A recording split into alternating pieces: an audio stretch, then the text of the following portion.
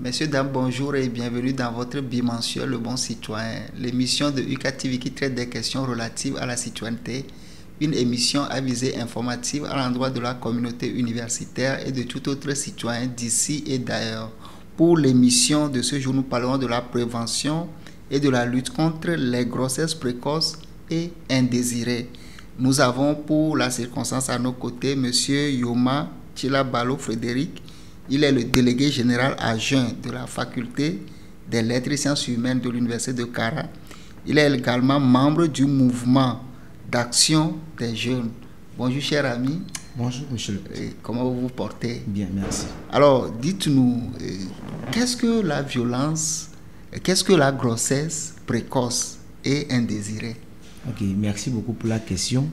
Et je dirais les grossesses précoces ou indésirées, ce sont des grossesses contractées très tôt, soit avant 18 ans, ou une grossesse contractée au cours d'une formation professionnelle, ou encore une grossesse contractée sur les bancs. Sur les bancs. Donc ça veut dire qu'un étudiant aujourd'hui qui a 22, 23, 24 ans, en situation de formation et qui tombe enceinte, on peut le classer dans le lot de la grossesse indésirée ou précoce. Exactement. Alors, qu'est-ce qui, selon vous, expliquerait les multiples grossesses précoces qu'on voit aujourd'hui dans nos communautés? Ok, je dirais que ce qui explique ces grossesses qu'on remarque de nos jours, la cause primordiale, c'est dû au rapport sexuel non protégé. Okay. Il faut noter vraiment ce point. Et en second lieu, je peux parler de la sous-information sur l'éducation sexuelle et complète. Nous sommes jeunes, mais nous n'avons pas vraiment une éducation sur la sexualité. Et on voit aussi le cas des familles, des cultures, le poids des cultures où on ne veut pas vraiment, on considère vraiment le sexe comme un tabou. Donc parler de la sexualité à un jeune, on voit que bon, je peux dire c'est un crime. Okay. Il y a aussi le poids des mariages, comment l'appelle-t-on, comment le dirais-je, des mariages forcés. Selon les données du plan international, sur 10 grossesses, sur 10 grossesses précoces, on a 9 grossesses qui sont issues des mariages précoces, des mariages forcés. Donc je dirais qu'il y a aussi ce poids-là qui agit. Il y a aussi le poids qui agit et la faiblesse de la loi. C'est-à-dire que, en réalité, ceux qui font cela, ceux qui commettent ces crimes, lorsqu'on les arrête, lorsqu'on les dénonce, on doit les punir. Mais nous voyons que dans nos cultures, peut-être, c'est le parent même qui va dire que nous tous nous sommes cabiers, nous tous nous sommes tous nous élevés, donc pourquoi punir l'enfant? Mais on voit plutôt qu'il est riche, donc il faut plutôt le soutenir que de le punir. Or, il a engrossé un enfant de 13 ans. Donc, comme on n'applique pas les lois qu'il faut, et c'est là, ça continue toujours de demeurer ainsi. D'accord. Donc, vous avez mis l'accent sur un élément essentiel, l'éducation. Et on a l'impression que si les gens sont moins ignorants, il y aura moins de grossesses précoces. Bon, en fait, j'ai parlé de l'éducation sexuelle complète. Oui. C'est un terme que je n'ai pas vraiment voulu développer. L'éducation sexuelle complète, nous le développons à l'ATBF. Donc, qui parle de l'éducation sexuelle complète, parle de la sexualité en général. Oui.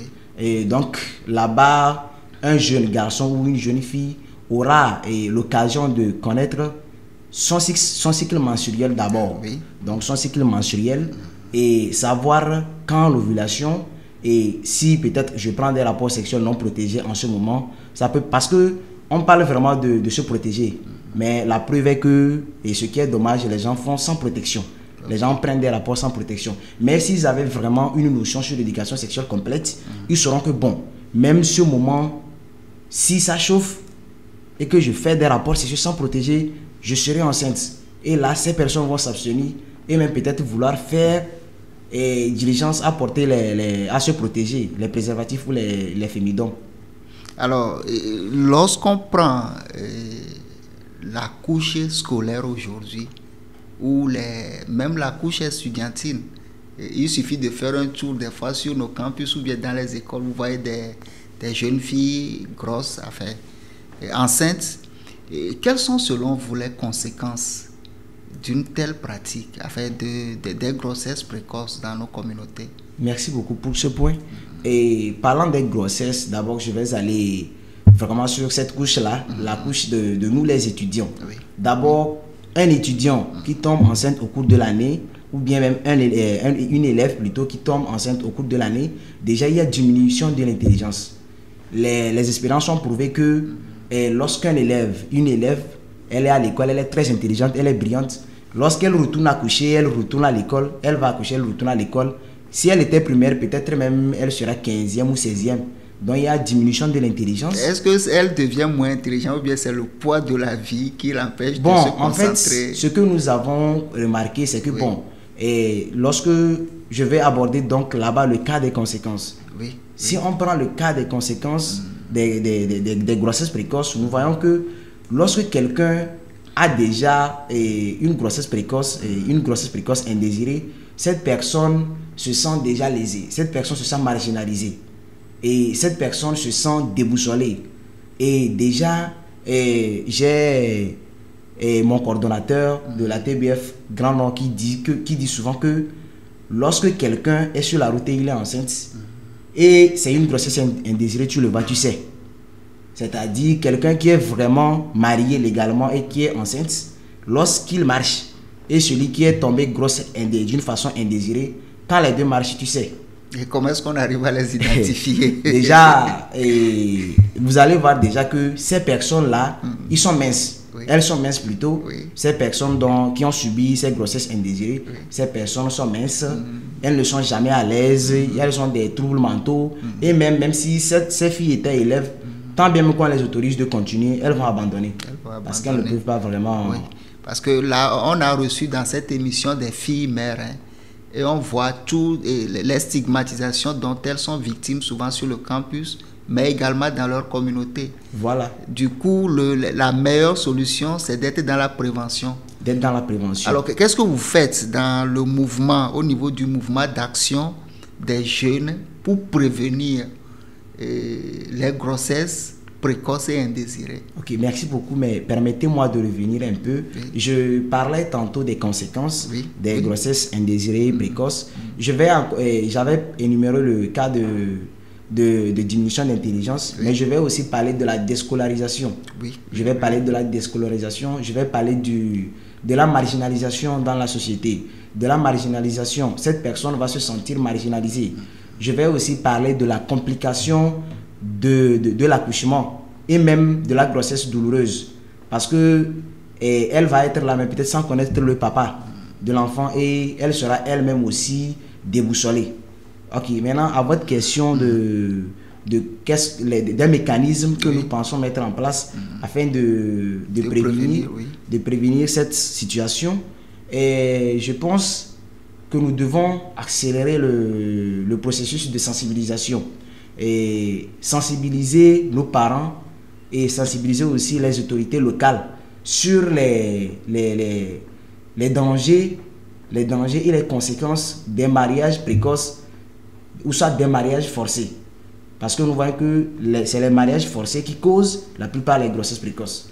Donc nous devons sensibiliser les parents, nous devons aussi sensibiliser les jeunes sur la thématique de santé sexuelle et de la reproduction. Nous devons aussi organiser de temps en autre des campagnes de distribution des moyens contraceptifs. Nous devons aussi mettre en place les clubs d'éveil dans les communes, un peu partout.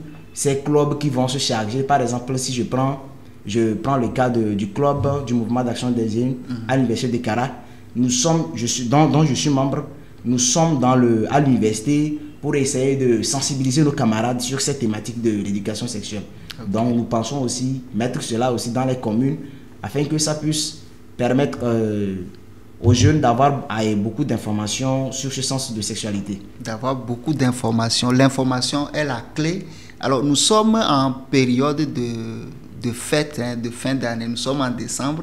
Bientôt les fêtes vont commencer et généralement, on se rend compte que ces périodes-là sont des périodes très favorables aux grossesses précoces et indésirées. Si vous avez des conseils à l'endroit de vos jeunes camarades étudiants et élèves, qu'est-ce que vous leur direz? Merci, vous n'avez pas menti, monsieur. Vous n'avez pas menti. Et aussi, il faut parler aussi du mois de mars, surtout au nord ici, parce que dans le mois de mars, il y a les sauts et autres. Donc, ces moments-là, ce que je vais demander, je conseille, je peux donner comme comment l'appelle-t-on, une première ordonnance, c'est d'éviter de l'alcool. D'éviter l'alcool, parce que tout tourne autour de l'alcool. Même quand le jeune ou bien la jeune fille a intention de se protéger, quand l'alcool prend le dessus, c'est que c'est fini. Donc d'abord d'éviter l'alcool et de se protéger. Éviter de fréquenter des personnes qu'on ne fréquentait pas avant. Il y a un garçon qui te guettait et voilà, au cours des fêtes, t'invitait à prendre peut-être 2-3 bouteilles de l'adja et voilà. Et il profite de la situation et puis il s'entaille. Donc, okay. Alors, est-ce que vous avez un mot de fin à l'endroit de nos téléspectateurs? Ok, à l'endroit de nos téléspectateurs, je dirais, je vais finir en donnant ce témoignage de la jeune fille Rabia, qui est en Afghanistan, qui a donné ce témoignage. Elle est tombée enceinte à l'âge de 13 ans. Elle est tombée enceinte à l'âge de 13 ans et elle témoignait en disant ceci. Et du fait de son âge de 13 ans, bien sûr, du fait de son âge de 13 ans, elle avait des grossesses douloureuses et elle disait qu'à un moment donné, elle voyait que son ventre grossissait, mais elle-même, elle perdait du poids. Et ses pieds étaient minces et elle ressemblait à une brindille de balai. Donc, sur ce que je viens de citer, je vais donc demander à mes camarades, surtout à mes amis étudiants. Nous voyons vraiment ce qui se passe au campus. Je suis également un délégué général, donc je vois vraiment ce qui se passe. Et demander vraiment l'abstinence. L'abstinence et aussi appliquer la protection, c'est-à-dire utiliser les préservatifs. À défaut de l'abstinence. Oui, à défaut de l'abstinence. Okay. L'utilisation des préservatifs est très primordiale. Celui qui utilise les préservatifs est épargné de tout. Et je vais en même temps inviter mes amis étudiants. Nous avons le kiosque ATBF à l'université de Kara, qui est situé au côté est de la DGDU en allant à la DAS. Chaque jour, nous sommes là pour donner des conseils sur l'éducation sexuelle complète. Donc, nous les invitons de passer là-bas afin d'avoir d'informations sur nos offres de services à la TBF. Pour avoir des informations et venir s'informer. Alors, en dehors de votre localisation, est-ce que vous avez un contact à partir duquel vos camarades peuvent vous joindre? Ok, bon, je vais donner ici le numéro du coordonnateur de la TBF Grand Nord et ensuite mon numéro parce que je suis à l'université. Le contact du coordonnateur est le 92 45 68 54 et le mien c'est le 92 33 00 96. Est-ce que vous pouvez répéter une deuxième fois pour nos téléspectateurs? Ok, le numéro du coordonnateur ATBF Grand Nord est le 92 45 68 54. Et le mien, c'est le 92 33 00 96. Alors, merci beaucoup, chers invités. Je rappelle que nous venons de parler de la prévention et de la lutte contre les grossesses précoces et indésirées. Et nous avons eu à notre compagnie M. Yoma Chilabalo Frédéric. Il est le délégué général adjoint de la Flèche à l'université de Kara. Et il est également membre du mouvement d'action des jeunes qui est rattaché à l'ATBF. Voilà, merci chers téléspectateurs de nous avoir prêté votre attention. Nous nous retrouvons dans 2 semaines pour une nouvelle émission.